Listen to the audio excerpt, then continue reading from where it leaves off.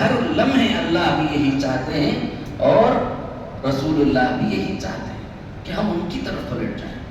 مثال کے طور پر آپ جو ہے سفر کے لیے نکلے، اب چونکہ میں سفر میں آیا تو وہ حیثیت سے میں عرض کر رہا ہوں، سبحان الذی اسریٰ بعبدہ سبحان الذی سخر لنا ھذا وما كنا له مقرنین وإنا إلی ربنا لمنقلبون، وإنا إلی ربنا لمنقلبون، وإنا إلی ربنا لمنقلبون کا کیا مطلب ہے؟ ہمیں اللہ ہی کی طرف لوٹ کر کے جانا ہے، ہمارے پالنہار کی طرف ہمیں لوٹ کر جانا ہے۔ ہر لمحے کیوں یاد دلا رہی ہے؟ بھائی میں سفر تجارت کے لیے بھی کر سکتا ہوں، میں سفر دنیا کی غرض و غایت کے لیے بھی کر سکتا ہوں، میں اپنے بچوں کے کھان پان کے انتظام کے لیے بھی سفر کر سکتا ہوں، میں کسی اور کام سے بھی سفر کر سکتا ہوں۔ پھر یہ وَإِنَّا إِلَىٰ رَبِّنَا لَمُنْقَلِبُونَ کیوں کہا جا رہا؟ کیونکہ تمہاری دنیا کو اللہ دین میں بدلنا چاہ رہے ہیں۔ اللہ تعالیٰ تمہاری دنیا کو دین میں بدلنا چاہ رہے ہیں۔ جب دین غالب آ جائے گا آپ کے دل دماغ پر تو آپ یقین جانیے کہ پھر آپ کی زبان سے ملنگوں کی جو الفاظ ہیں، ہمارے حضرت شاہ صوفی غلام محمد صاحب رحمۃ اللہ علیہ بولتے تھے، دنیا کہاں ہے بتا رہے اس کو پیر سے مسل دیتا ہوں بولتے تھے۔ ہے کیا وہ؟ کس لونڈی کا نام ہے دنیا؟ بولتے تو دنیا بھی دینی تھا ان کے واسطے، کھانا کھانا اپنے واسطے دنیا ہے، انہوں شریعت مطہرہ کے مطابق رسول کے طریقے کے مطابق کھا رہے، ان کے واسطے وہ دین ہے۔ ہم پانی پی رہے ہمارے لیے دنیا ہے، وہ حضور کے طریقے پہ پی رہے اس لیے ان کے لیے وہ دین ہے۔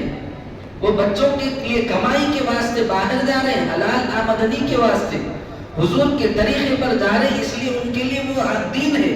چونکہ ہم اپنے ہوس اور اپنے خواہشات نفس کے لیے جا رہے ہیں، اس لیے ہمارے لیے دنیا ہے۔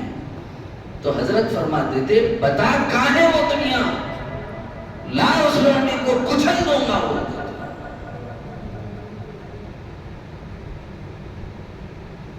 دین دین آپ حضور کے طریقے پہ آ جائیے، آپ کا ہر عمل دین ہے، ہر عمل عبادت ہے۔ سونا عبادت، جاگنا عبادت، کھانا عبادت، پینا عبادت، ٹہلنا عبادت، بچوں کے لیے کمائی کے واسطے باہر جانا عبادت، بیوی کو پیار سے لقمہ کھلانا عبادت، بازار سے واپس آنا عبادت، گھر میں داخل ہونا عبادت، گھر سے نکلنا عبادت۔ عزیزو، ہم نے مصنون دعاؤں کو ایپا کا لڈو سمجھا ہوا ہے۔ ایپا کا لڈو کو تو معلوم، اس میں کوئی معیار نہیں دیکھا جاتا، جو لائن میں کھڑے ہوا ہے سب کو مل جاتا، پرساد سمجھ کے کھانا۔ مصنون دعائیں جو ہے ولایت کا راستہ ہے۔ مصنون دعائیں کیا ہے؟ ولایت کا۔ ایک بات ذہن میں رکھیے، یہ اصلاحی مجلس کا مطلب یہ ہے کہ آئندہ مہینے میں پورے حاضر ہو کے کتنا عمل کرے بولنا، اس کا مطلب اصلاحی مجلس ہے۔ اصلاحی مجلس بول کے لکھ کے لگا لیتے اپن، اس سے کتنی اصلاح ہو رہی ہے نہیں معلوم ہے کسی کو، وہ چھوڑ ڈالو اللہ کی فضل سے۔ اصلاحی مجلس کا مطلب ہے اس مجلس میں اپنے اندرون میں پائے جانے والے نقائص کی اصلاح ہونا، کتنا دین نہیں تھا کتنا آیا اس کا شعور پیدا ہو جانا، اس کا مطلب اصلاحی مجلس ہے۔ اپن کیا سمجھتے، بیٹھ کے سن لیے تو اصلاحی مجلس ہے، پھر بھی غنیمت ہے، بیٹھ کے سننا بھی غنیمت ہے۔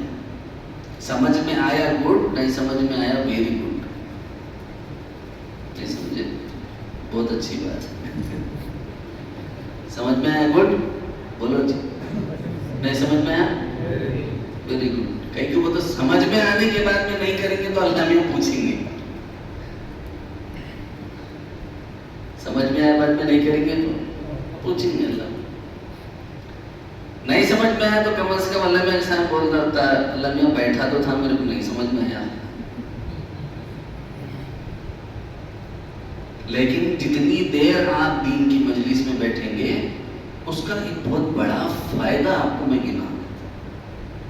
اصلاحی اور دینی مجالس میں بیٹھنے کا ایک بہت بڑا فائدہ. اس سے پہلے بھی میں نے مفتی صاحب کی مسجد میں عرض کیا تھا کہ مجلس میں بیٹھنے کے بہت سارے فوائد ہیں. اس میں سے ایک فائدہ, چاہے آپ کو بیان سمجھ آئے نہ آئے, ایک فائدہ ضرور ہوگا. وہ فائدہ کیا ہے؟ اتنی دیر آپ اپنے نگاہوں کو محفوظ رکھیں گے گناہوں سے, حرام چیزوں کو دیکھنے سے. ننگی اور فاحشہ عورتوں کو اپنے موبائل میں, اپنے ٹی وی میں, اپنے چینلز میں دیکھنے سے آپ اتنی دیر محفوظ رہیں گے, اتنی دیر آپ کی آنکھیں پاک ہیں, اتنی دیر آپ کے کان پاک ہیں, اتنی دیر آپ کی زبان پاک ہے. اگر آپ ہو سکتا بازار میں ہوتے, کسی کی غیبت کر رہے ہوتے اور زنا سے بڑا گناہ کر کے یہ سمجھتے ہوتے کہ میں گناہ کیا کر رہا ہوں صاحب. آج کل کا بہت عام سا ایک جملہ ہو گیا, مفتی صاحب معذرت کے ساتھ عرض کر رہا ہوں, لیکن لوگوں کی زبان پہ زد ہو گیا ہے اور پڑ گیا ہے زبان پہ, میں کیا کرا بول کے مفتی صاحب غیبت کر رہے ہیں. غیبت کرنا زنا سے بڑا گناہ ہے, یاد رکھو. الغیبت اشد من الزنا, غیبت جو ہے زنا سے بدتر گناہ ہے. زنا کو تو گناہ سمجھ رہا ہے انسان, لیکن غیبت کو گناہ نہیں سمجھ رہا. قرآن پاک میں ہے, اللہ نے فرمایا وَلَا تَجَسَّسُوا وَلَا يَغْتَبَ بَعْضُكُمْ بَعْضًا أَيُحِبُّ أَحَدُكُمْ أَن تَأْكُلَ لَحْمَ أَخِيهِ مَيْتًا فَكَرِهْتُمُوهُ. کیا تم یہ پسند کرتے ہو کہ تم اپنے مرے ہوئے بھائی کا گوشت کھاؤ؟ آپ میں سے کوئی اگر ایسا باہمت ہے تو ہاتھ اٹھا کے بتاؤ کہ میرا بھائی گھر میں مر کے پڑا ہوا تھا دہلان میں, اس کی میت سے میں نے گوشت کو کاٹا اور اس کو میں نے کھایا. کوئی ہے ایسا ہمت والا؟ ارے بول دو نا یار. نہیں تو اللہ تعالیٰ بول رہے کہ وہ مرے ہوئے بھائی کا گوشت کھانے سے بدتر ہے غیبت کرنا. اپنے مرے ہوئے بھائی کے جسم سے گوشت نوچ کے کھانے کے برابر ہے. ارے مول صاحب اس کے اندر وہ ہے اس لیے بولا جی میں. حضور پاک صلی اللہ تعالیٰ علیہ وسلم نے فرمایا اگر وہ عیب اس کے اندر ہے تبھی تو غیبت ہے, ورنہ وہ بہتان ہے جو غیبت سے بھی بڑا گناہ ہے. اگر وہ چیز وہ عیب اس کے اندر ہے تبھی تو غیبت ہے. اگر وہ عیب اس کے اندر نہیں ہے پھر بھی آپ بول رہے تو وہ بہتان ہے جو اس سے بڑا گناہ ہے. اسی لیے عزیزو ہم یہ کبھی بھی اپنی زبان پہ یہ لفظ نہیں لانا میں کیا کرا ہوں صاحب. ایسا سیکنڈوں میں اپنے سے بڑے بڑے غلطیاں ہو جاتی ہیں جو اللہ کو بہت ناپسند ہوتے ہیں. اگر ہم باہر ہوتے تو ہم کسی کی غیبت کر رہے ہوتے, چغلخوری کر رہے ہوتے, جھوٹ بول رہے ہوتے, کسی کے ساتھ بد کلامی کر رہے ہوتے, یا کوئی غیر غلط الفاظ بول رہے ہوتے, یا کوئی ایسا لفظ بول رہے ہوتے جو اللہ اس کے رسول کو پسند نہیں ہے. مسجد میں بیٹھے رہنے کا فائدہ کیا ہوا؟ آنکھیں بولو سب بولو, آنکھیں کیا ہو گئی؟ کان, زبان, ہاتھ پاؤں, اعضاء و جوارح, دل, دماغ, گردے, کلیجہ, پیپسی, سب بات. معلوم یہ ہوا کہ جتنی دیر انسان اللہ اور اس کے رسول کی بات سنتا ہے اتنی دیر دل دماغ پاک رہتا ہے.